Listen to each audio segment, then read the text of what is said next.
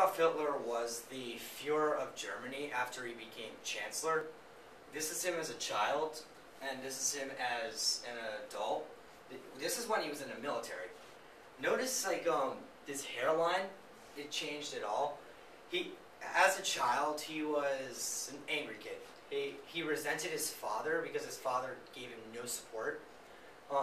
He carried this hate throughout his life, and as I view it, he took it out on the country and out on the Jews. He was born on April 20th, 1889 in Austria to Alois and Hitler and Clara Pales.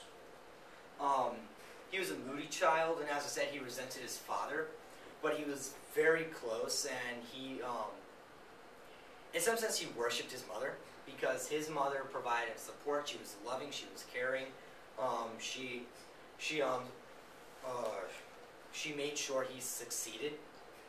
In 1905, at age 16, Hitler went to Vienna to become a painter, but he was rejected twice from the Viennese Academy of Art because the way his style of painting wasn't what they were looking for at that time. After that, he joined the 16th Bavarian Infantry Regiment, 1914. He served well as a dispatch runner, and while in a military hospital, he learned of Germany's surrender, which he viewed as a betrayal because he had been raised to learn that Germany was all-powerful, best country in the state, but when they surrendered, it was like Germany was saying, "I give up. We're not powerful. We're weak." He took that as an insult to him, his country, and everyone else. When the war ended, he was very strongly against the Treaty of Versailles. He entered politics in 1919 because he was tasked by the army to spy on German Workers' Party, the GWP. Instead of spying on it, he actually joined it because he liked their views, and he quickly rose to power, renaming it the Socialist German Workers' Party. He gave the party a personal symbol, the swastika, and formed a personal militia called Stormtroopers, brown shirts.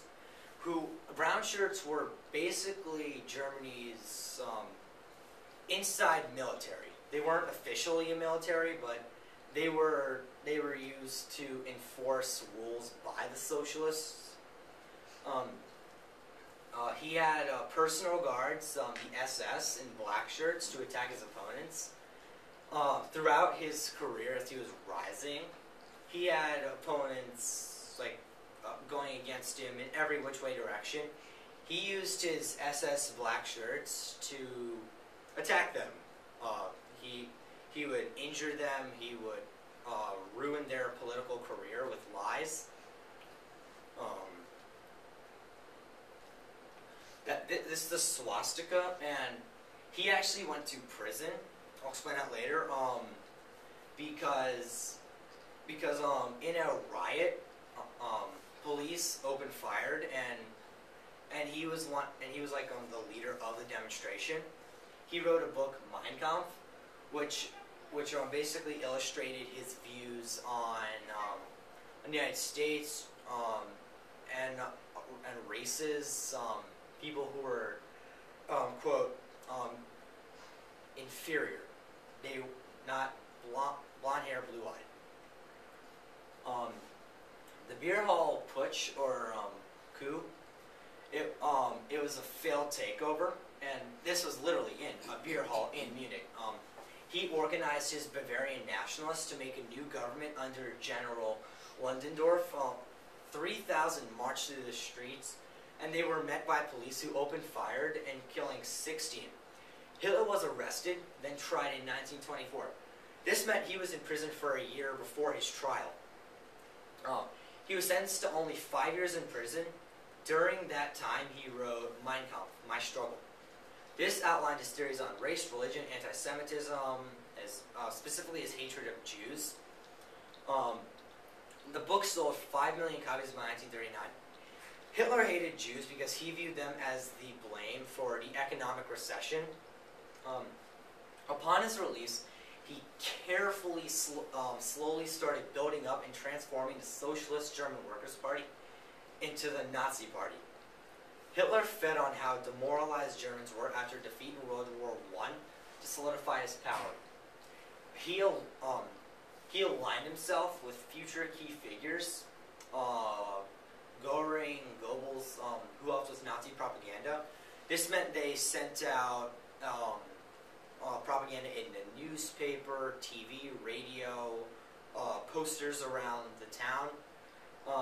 These were advertising not only the Nazi idea, but his hatred of Jews, saying how bad they were.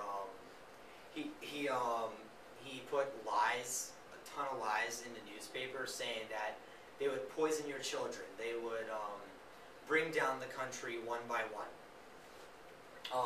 In 1932, he acquired German citizenship and ran for president.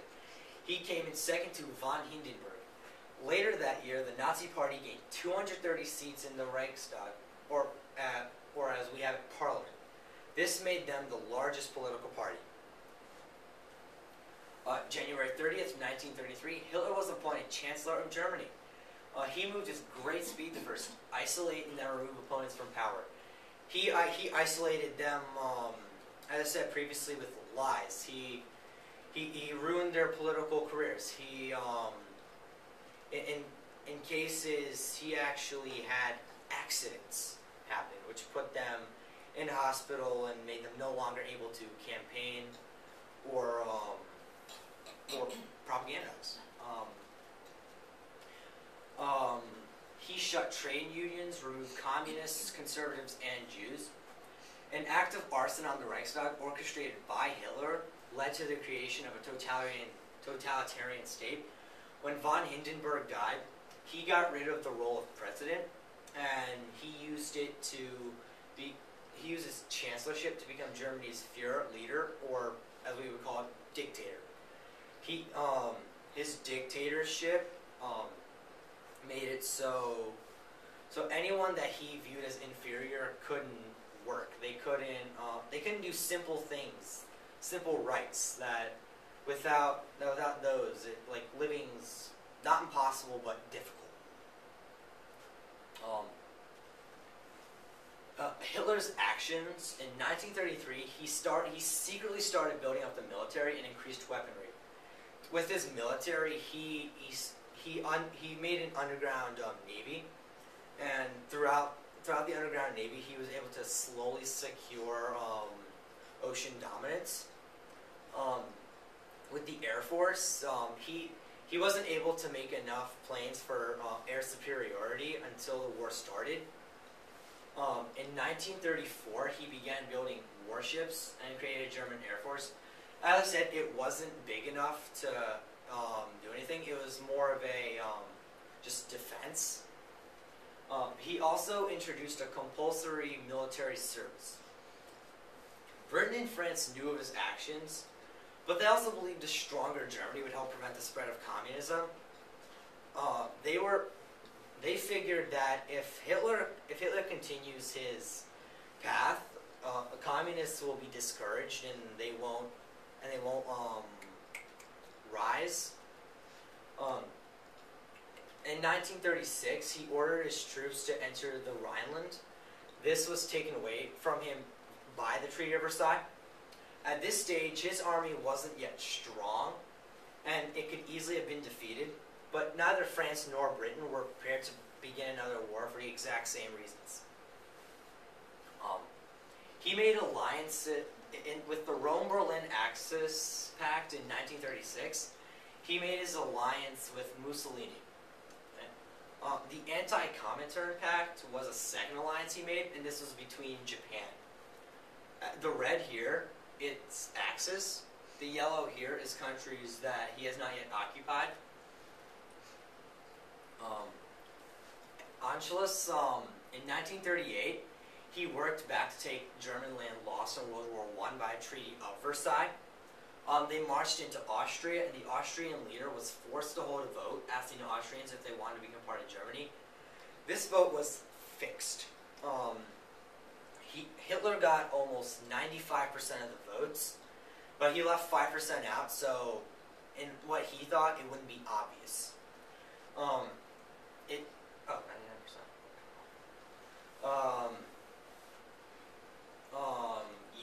99% of Austrians wanted union with Germany.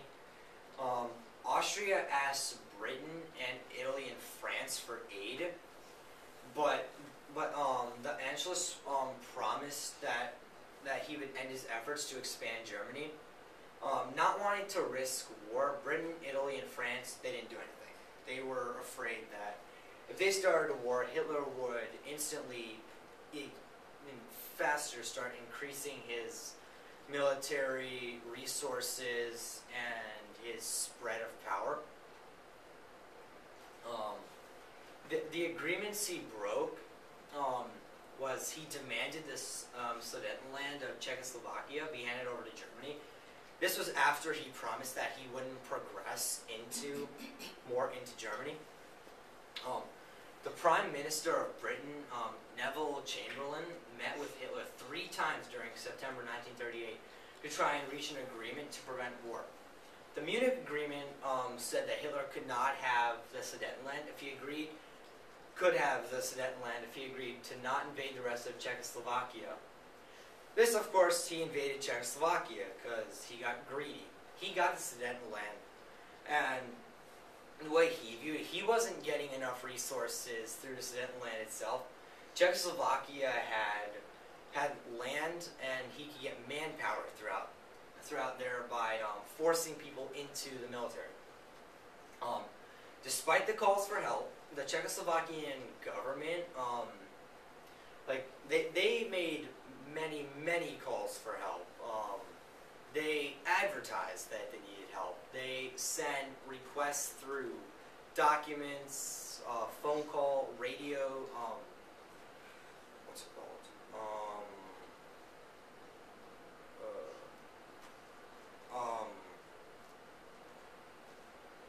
forgot what it was called.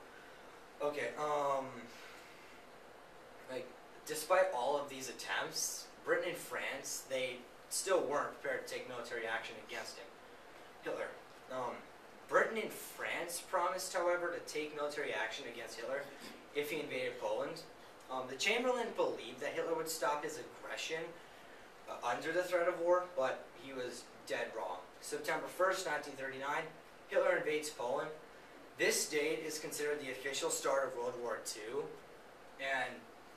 and when that started, Britain and France, they realized that if they didn't do something about this, Hitler would soon turn to them and take over their countries.